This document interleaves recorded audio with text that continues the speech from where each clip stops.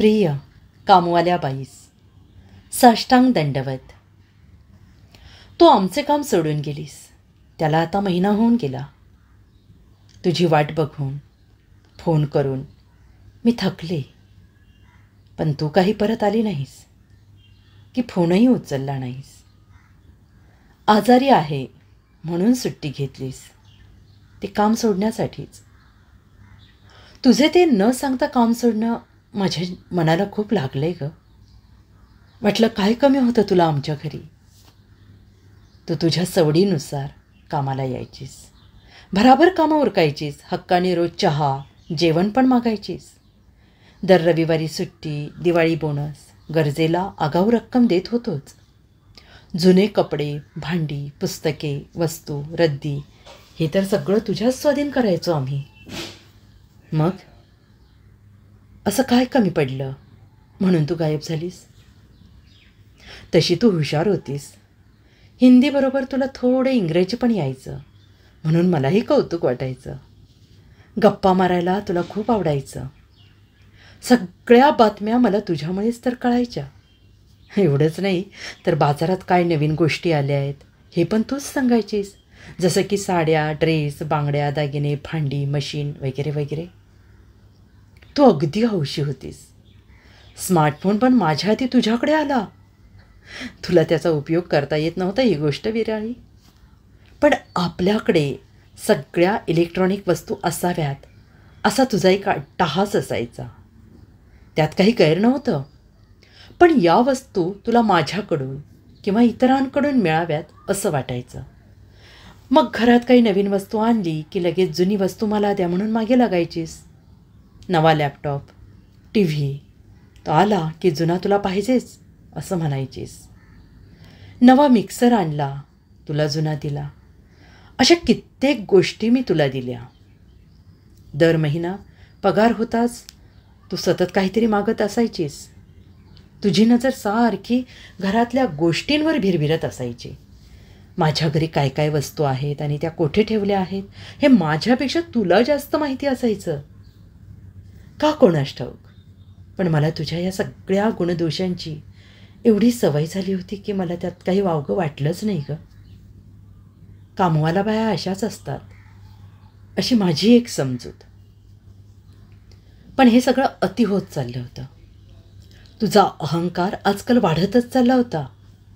माझ्याशिवाय काही कामं होतच नाहीत हे तुला कळून चुकलं होतं. त्यामुळे तुला नाखुश कोणी करत नव्हतं. अलीकडे तर तू मला कॉफीची ऑर्डर सोडू लागलीस. पाव नको, बिस्किटं द्या, शिळं नको, ताजं द्या. मी समजू शकते हे. पण तू एकदा मला शिरा करून द्या म्हणालीस आणि लाडू पण बरेच दिवसात दिला नाही खायला असंही म्हणालीस. हा धक्काच होता ग मला. माझ्या हातचं सांबार तुला खूप आवडायचं. ते केलं की मी आधी तुला द्यायची आणि मग आम्ही खायचो. गोष्टी एवढ्या थराला गेल्या. पण काय करणार, आमचे हात बांधलेले होते. तुला गमावून चालणारच नव्हतं, म्हणून मुकाट्याने सगळं सहन केलं. म्हटलं ही सोडून गेली तर रोज भांडी कोण घासणार, झाडू कोण मारणार, फरशी कोण पुसणार, आपल्याला काही झेपणार नाही हे. आणि कामवाली बाई बदलली तरी हीच तऱ्हा असणार हे मी अनुभवावरून जाणून होतेच. धरलं तर जावतंय आणि सोडलं तर पळतंय असंच काहीसं झालं होतं. पण कोणत्याही गोष्टीला शेवट असतो. तुझी वाट बघता बघता 7-8 दिवस मी सगळी कामं केली. नाहीतरी मी भांडी स्वच्छ धुवूनच तुला घासायला ठेवत असे. आता फक्त साबण लावून धुवून टाकायची. आणि लक्षात आलं जमतंय. सुरुवातीला खूप त्रास झाला, वेळ पण बराच लागला, कारण या कष्टाची सवय नव्हती. दुसरी कामवाली बाई पण विचारून गेली. पण मी मात्र ठरवलं होतं आत्ता या कामवाल्या बायकांचे कौतुक बस झालं. माझा पण आता थोडा आत्मविश्वास वाढत होता. आपणही ही कामं करू शकतो आणि जास्त चांगली करू शकतो हे लक्षात आलं. नवरा पण मदत करू लागला. मुलाला पण थोडं ट्रेनिंग दिलं. अगं ही कामं करता करता आमच्यातला संवादही वाढला. आणि एवढंच नाही तर आम्ही घरादाराशी, भिंतींशी, घरातल्या वस्तू, भांडी, कुंडी, फर्निचर या साऱ्या गोष्टींशी बोलू लागलो. साफसफाई करताना अधिक काळजी घेऊ लागलो. घराचा कोपरान कोपरा लख्ख झाला.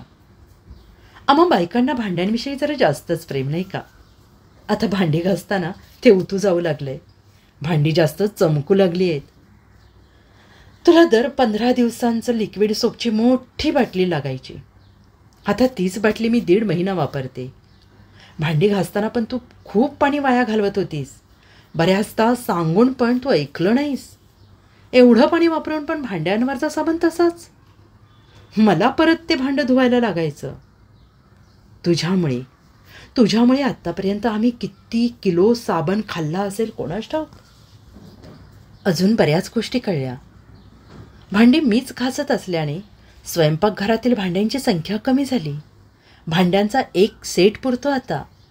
शिवाय भांडी चेपली जात नाहीत, पोचे येत नाहीत आणि हँडलही तुटत नाही की काचेची भांडी फुटत नाहीत.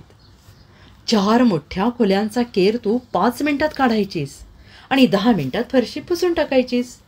वाटायचं काय बाई फास्ट बाई आहे ही.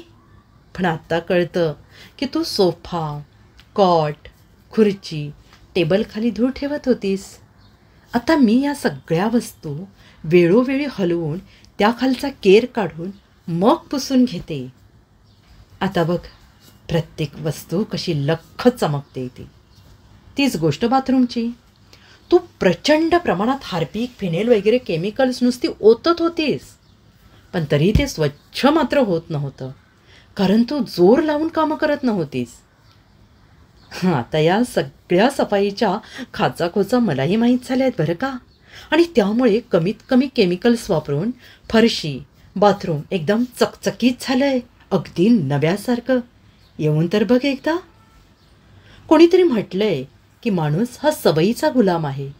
कोणतीही सवय अंगवळणी पडायला माणसाला साधारण 21 दिवस लागतात त्याचा प्रत्यय याला.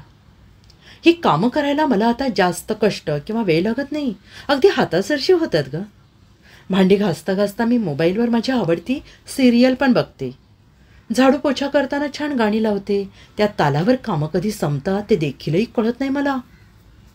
अजून एक, हे सारं करताना माझे हात त्या उग्र रसायनांपासून जपते, रबरी हातमोजे वापरून. आता तुझी वाट बघणे नाही. तू येशील की नाही ही धाकधूकही नाही.